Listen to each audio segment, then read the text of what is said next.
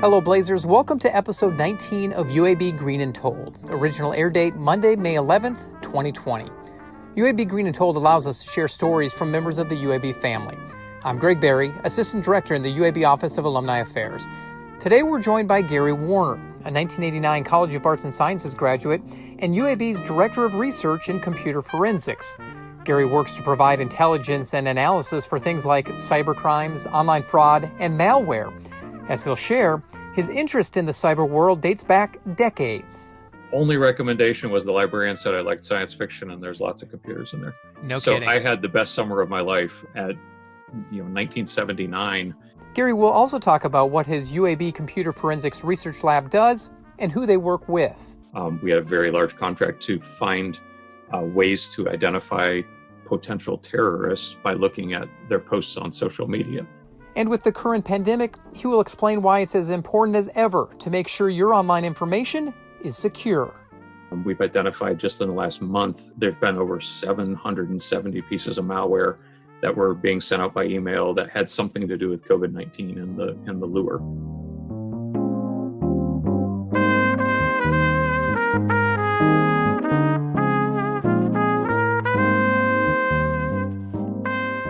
Gary Warner grew up in an age before computers really took off. As a teenager in the 70s, he was enamored with reading science fiction novels. It was that interest that would blossom into a passion for computers. I was 12 years old, and the superintendent of schools for the county I lived at in Michigan came to the house, and he says, hey, I've been talking to the school librarian, and she says that you've read every science fiction book in the library.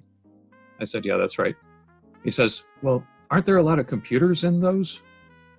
I'm like, yeah. And he says, well, this is a key to my house, and I've got 6 computers still in boxes, and we need to decide what computers to use for the school system in the fall.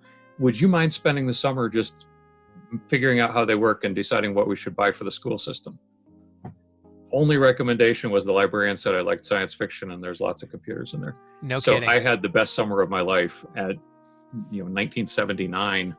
And honestly, that was always in the back of my head, even as I was doing other things, was I want to find a job where I can get back into computers. So when the career change thing happened in 1985, I moved to UAB to study computer science. While you're growing up as a teenager in the 80s, you go to college in the 80s, computers aren't what we know they are now. I guess in 86 in UAB, they did a little survey about what computers people had at home. And as far as I know, I was the only undergrad in computer science that owned a computer. Really? It was super rare. I mean, most of our homework at that time was actually done by submitting a job to a mainframe that we had access to, which was actually at Southern Company. And then the job would run on the Southern Company mainframe, and then it would send you back the results of the job. And so there were very few computers available to students back then. The internet was still kind of an unknown thing. The World Wide Web didn't come around until 1993, as an example. So it was a different world. What was it like studying computer and information science at UAB in the late 80s? It was really exciting. I mean, because the thing is that the faculty and the students all knew that what we were doing was the future. And it was really a specialty subset of the culture. We knew things that nobody else knew, and we knew that we were betting on the future in a way that nobody understood. They like to call us nerds and geeks and things like that. And we're like, yeah, someday we'll own you. I mean, and it really was, a different way of thinking about the problems of the world. We're kind of seeing the same thing today with big data, where people gather billions of something and then run a data analytics algorithm on those billions of things they've collected, and they can decide things that are very accurate predictions of how the world works in a way that would have taken the traditional scientific method decades. There's new science within computer science all the time that just, if you have those skills, you're going to change the world. It's scary how much data is out there and how much access there is to all of this data. What kind of control is there for an individual with their own data? Yeah, there is no control. Even the people that are being as secure as they possibly can don't understand how much connection the various companies have made based on their habits and behaviors. In the UK, they have the Global Data Protection Act, GDPR, and requires people to disclose who they're sharing your data with. I did a blog piece recently where we looked at The Guardian, which is a very popular UK newspaper. Okay, there's over 500 companies that they send all your data to. And to get to not have that data sent, you really have to go and file an appeal with each of those 500 companies, each of which has their own privacy agreement, their own terms of service. Well, big data aggregators pull all of that type of data together in a way that can build you a biography. They know more about you than your mother. They know every magazine you've ever subscribed to, every cell phone number you've ever had, every address you've ever lived at, every car that you've ever owned or rented, every trip you've ever taken on an airplane, what hotels you stayed in while you were there. And all of that goes together to build a profile of who you are. And the only way to opt out of that would be to go cash only and live in a tent in the woods. I mean, there's if you have a cell phone, if you have a bank account, if you have a credit card, your privacy is already violated in ways that you couldn't begin to understand. And let's be honest, most people aren't going to go to Idaho, Washington, wherever, and just live off the land in the middle of nowhere. How do I feel safe? As I'm sure you know, I've left computer science several years back and I've moved to the criminal justice program. And so I run a unit at UAB called the Computer Forensics Research Lab.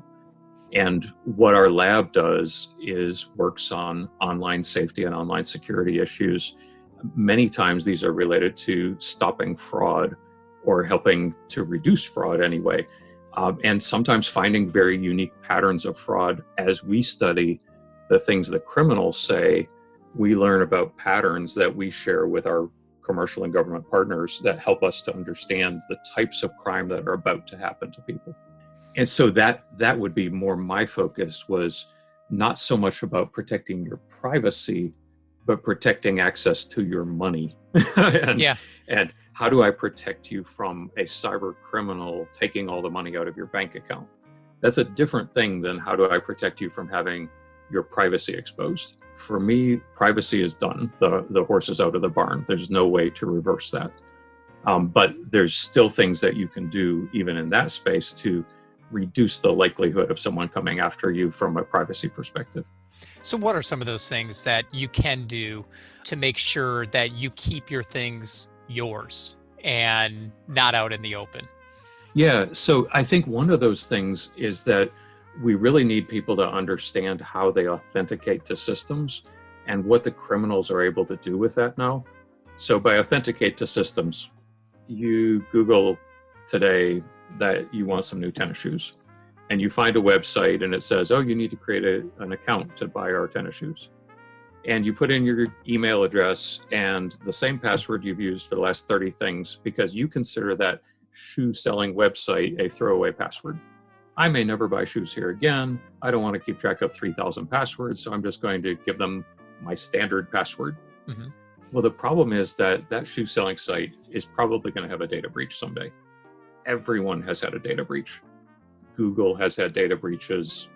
Yahoo, LinkedIn, Facebook has had data breaches. Mm-hmm. And in a lot of these data breaches, and they're more likely by far on smaller business sites, smaller e-commerce sites, but even very large organizations are using software on their websites that allows a criminal who understands the flaws in that software to dump all of the customer data. Things like major airlines have fallen victim to a set of attacks called MageCart. There's a very popular website for doing online checkouts. And rather than building my own credit card processing system and order handling system, I download Magento is the name of the cart. Okay. Well, Magento is used by, I would guess maybe 20% of all the websites on the planet. And when someone finds a new security bug on that platform, that means they can dump all the data off of that site. And this happens over and over and over again. It's like an arms race. And major websites have been breached because they were using this shopping cart that had a vulnerability. If I've given my password to that site, the criminals acquire that password. Now they don't actually try to guess my password. They just take the password from a previous data breach and play that password against all of the websites that they think I might have an account at. So if your tennis shoe order ended up giving up your user ID and password, the criminals quickly scan and say, is that the same password he uses at Netflix, at Hulu, at Amazon, at Bank of America, at Wells Fargo, at Zappos? What are all of the places where that user ID and password work? And if they have a working place, now they have your access to your credentials. Some of those places can be financially harmful to you in ways, some silly ways, like I get free Netflix because I'm logging in on your account. Does that really harm you? Maybe, maybe not. But what if I can take everything you've ordered at Amazon, claim that it was not delivered, and get a refund for that? Now they're stealing money from Amazon, but they're using your account to do it. Mm-hmm. Well, what if they take over your Facebook account or your Twitter account or your LinkedIn account? And now they're able to reach into your friend network, and the trust that your friends gave to you because they know you on Facebook or LinkedIn, they're now giving to a criminal who's assumed your identity. And now we always say, don't click on links, right? That's ridiculous. How many times has UAB sent you a link that told you to click on it? Yeah. It's the way business is done. So what do we do instead? How most people do it is they say, I'll go ahead and click on that because Greg Berry is my friend and I know he wouldn't send me something bad. But if I've just lost my Facebook account because my password at the shoe site works on Facebook, now that link they just got from Greg Berry isn't Greg Berry at all. It's a criminal taking advantage of the trust that we've associated with our friend. So all of that can be fixed just by not reusing passwords. You have to have a unique password on every site, and there's password management software that'll help you do that. But the average person doesn't understand that very complex scenario, and so they get ripped off. If you have a different password for every site that you go to, how often should you be circulating and changing those passwords for those individual sites? You don't need to. Okay. Unless the password is stolen or you have reason to believe the password has been stolen, there's really no reason to do that. The other danger point that happens is if you have all those passwords and you say, save them, you know how your Chrome browser says, would you like me to remember that password for you? Right? If you do, and then you get infected with malware, the first thing the malware is going to do is dump all of your passwords out of Chrome. And now you've lost every password. Yep. And so there are a lot of, I don't save any passwords to my browser. It's dangerous. Yeah. Anyway, but that's a very different way of looking at the problem that other than, is my privacy at risk? Well, in that case, we've almost given the criminals a easy way to get at all of our other data by choosing to reuse passwords. That's a behavioral situation that by informing people about that poor behavior choice, we can help protect them. And that's part of what we do is we look for opportunities to educate the public like that. We help the bad guys out. We help them get our information, in essence. Yeah. So what does you and your team at the UAB Computer Forensics Research Lab do besides just the education? We say that we're providing training, tools, and techniques. Okay. And so we teach people, all of the people working on my lab are actually UAB students. It's a student-based organization that we say we're providing experiential-based learning. So I can teach you in the classroom certain theories about how to fight cybercrime, but if I put you on a contract where Bank of America is your customer and you're fighting crime on behalf of Bank of America, you learn in a very different way by interacting on a daily basis with our clients and partners. So a lot of our students worked for a project for DHS. We had a very large contract to find ways to identify potential terrorists by looking at their posts on social media. Well, there's a lot of things that some people will end up going more in a military intelligence style direction. So we do a lot of counterterrorism work, but we also do a lot of cybercrime work for financial institutions and large online retailers. And a lot of that work is looking at where do the criminals talk about this topic, whether that topic is terrorism in Indonesia, or whether that topic is how to steal people's bank account information, or whether that topic is how do I do sex trafficking. In each of those areas, there are places online where criminals openly communicate about that topic. Our objective is to find those places, understand what is the topic of the conversation, and what could we learn by watching what the criminals are saying that will help the people we serve to make better decisions on how to protect their companies, their clients' money, or the country. Because in this day and age, they're basically using the same tools we are. They're just utilizing it a little bit differently. Right. So one of the exciting things that people don't think of as computer forensics, we're actually doing a lot of work around the opioid epidemic. The third floor of the building I'm in is the wet labs and the drug labs, and they do DNA analysis and all the forensic science that you would see on CSI or something like that. We can do all of that at UAB. One floor up is where we have the computer forensics. And Dr. Gardner, Beth Gardner, is the head of our forensic sciences program, but she's also a forensic drug chemist herself.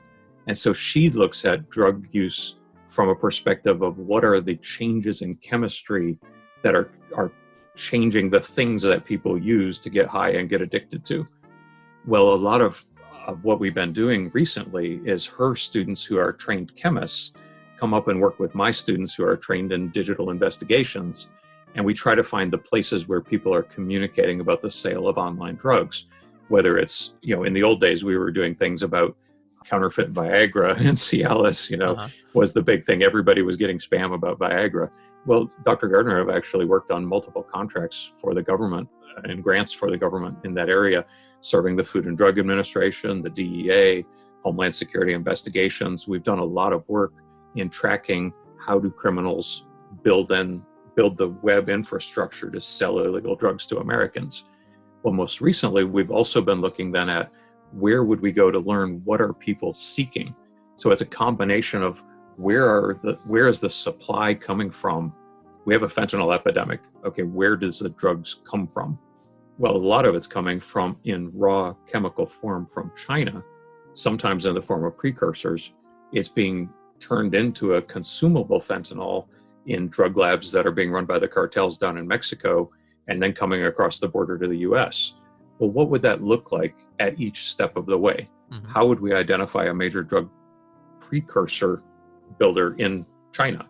How would we recognize what Americans or Mexican organizations are buying those drugs?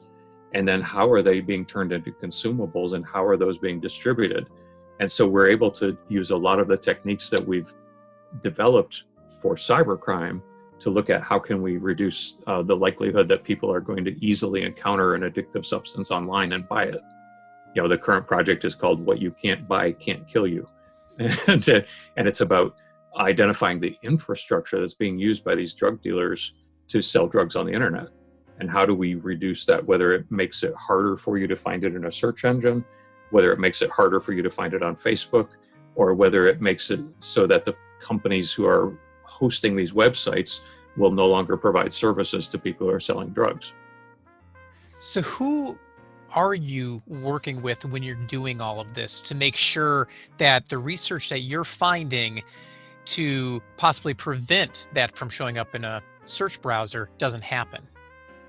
Well, so for example, we're working with some of the major search engines themselves in that area. Okay. Where I can't name names, but we've been working with some of the search engines.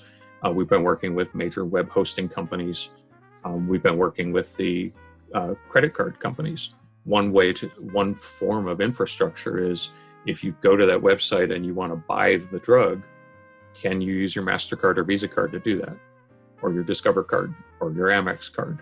Well, what if that was no longer a possible way to buy? What if when you tried to buy on those websites, it said, oh, we don't accept MasterCard or Visa, try again. Well, that's one of the infrastructures that support the online drug economy is the credit card companies. So getting rid of those, now you have to go figure out how Bitcoin works if you want to buy drugs. That's a technical hurdle still at this point. A lot of people, if they can't use a credit card, they're not going to buy online.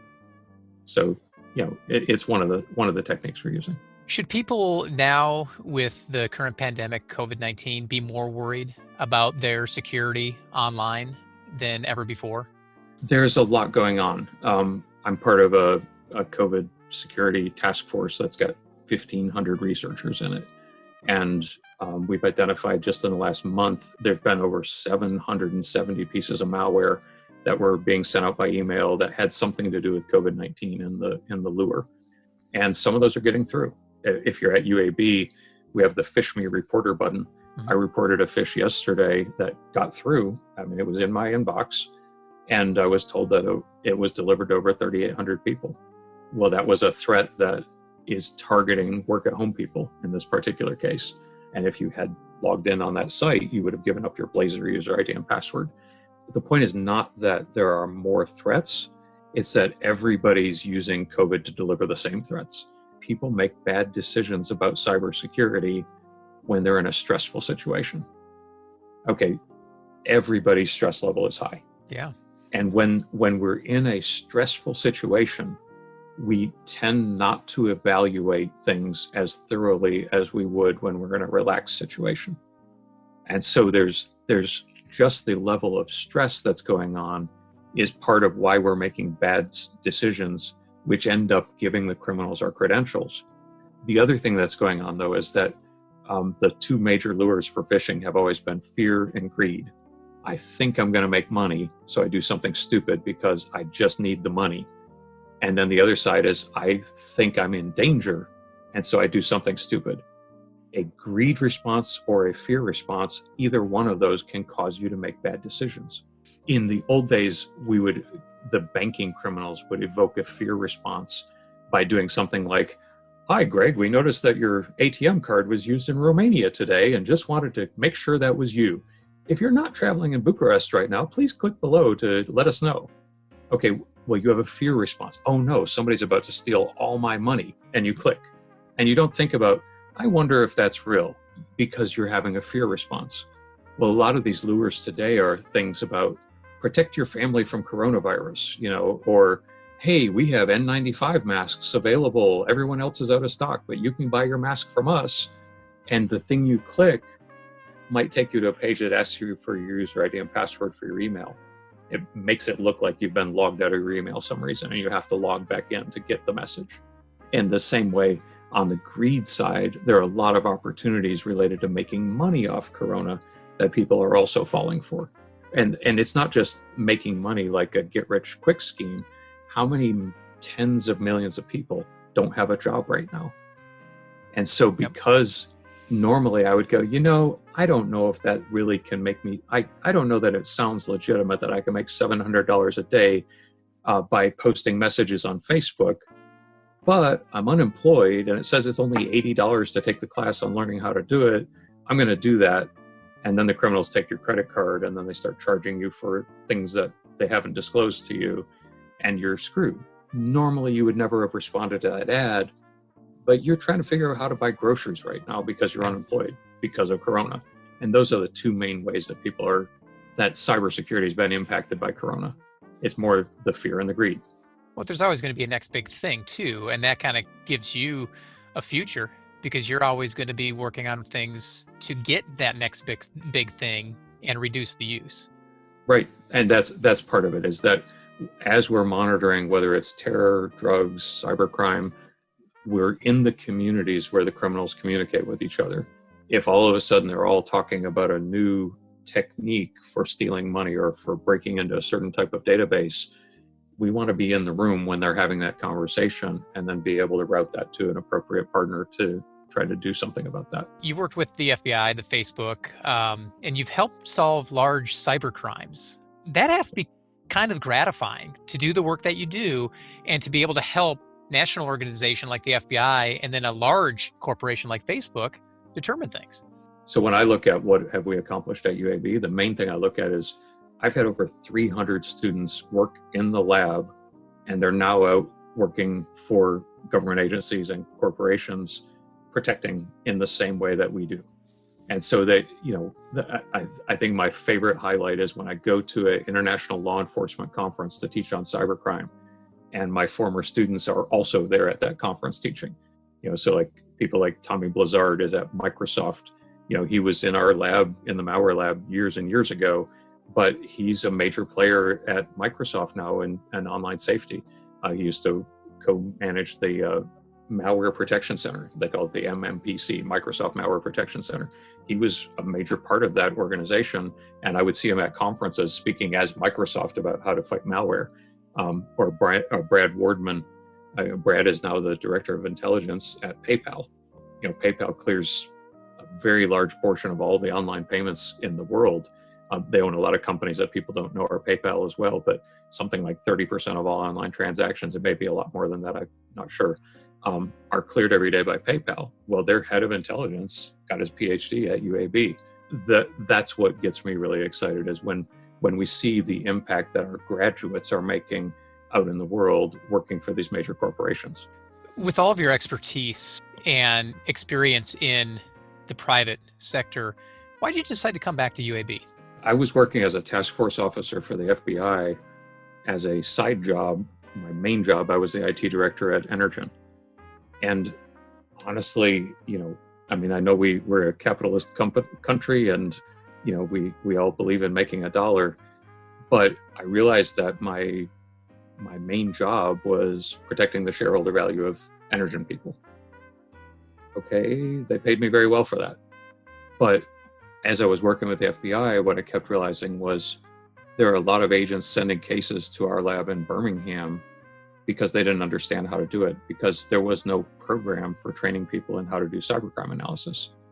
We weren't aware of a single university program anywhere in the country that was really focused on cybercrime investigations.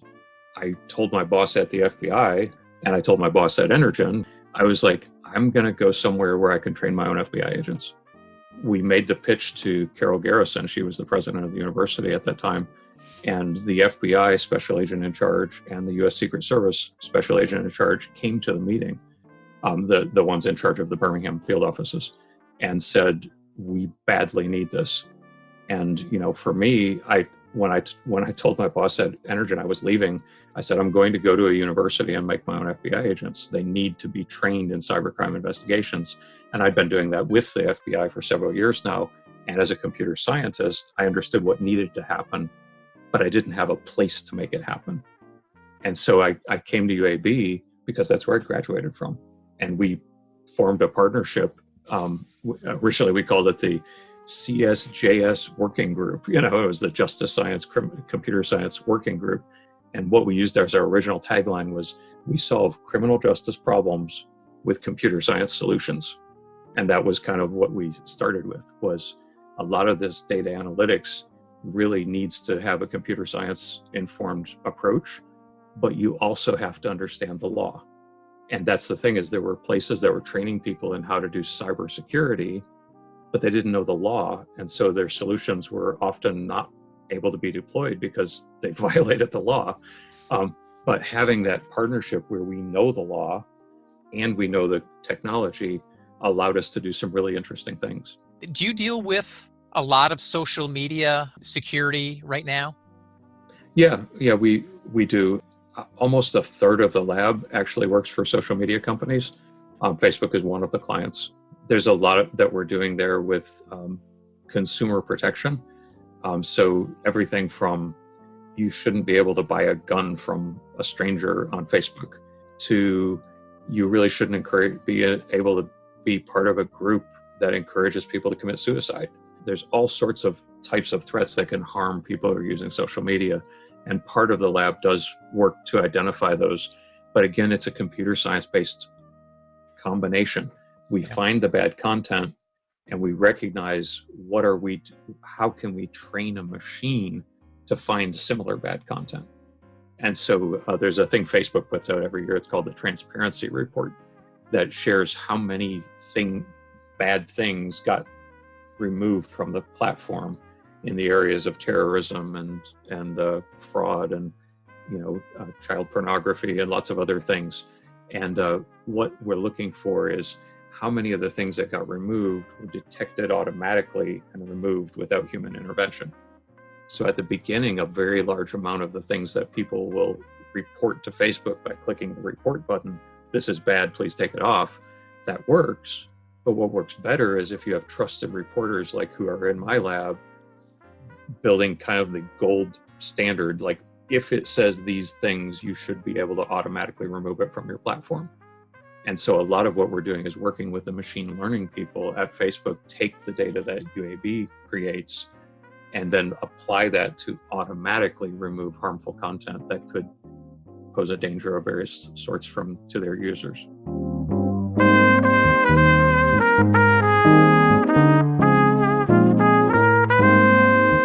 And that's Gary Warner. In 1989, he graduated with a bachelor's degree in computer and information science from the College of Arts and Sciences. He returned to UAB in 2007 and started teaching criminal justice and computer science classes. Currently, he works with students as part of UAB's Computer Forensics Research Lab. As a part of the UAB family for more than 3 decades, Gary has a good idea of what it means to be a Blazer. Well, I mean, for me, it's pride that we're contributing to the good of society. There's a lot of accomplishments that have been made at UAB that I own that. When Sarah Parkett is on National Geographic, or when Jim McClintock is, featured on a major news program talking about his studies in Antarctica, I feel a sense of ownership in that. And I hope that people, when they hear about what my lab is doing to help fight cybercrime or help with the drug epidemic, I hope that people that are also UAB Blazers go, that's my school. My school's doing that. It's that sense of ownership that all the good things that UAB does, I'm part of that. Take UAB Green and Told with you wherever you go. Listen in at alumni.uab.edu/greenandtold or subscribe on iTunes and Spotify. While you're there, leave us a written review. This will help other Blazers find the podcast. Have an idea for a future guest? Email me at greenandtold@uab.edu. And stay up to speed with everything we do on social media. We can be found at UAB Alumni on Facebook, Instagram, and Twitter. Thanks for listening, and until next time, go Blazers.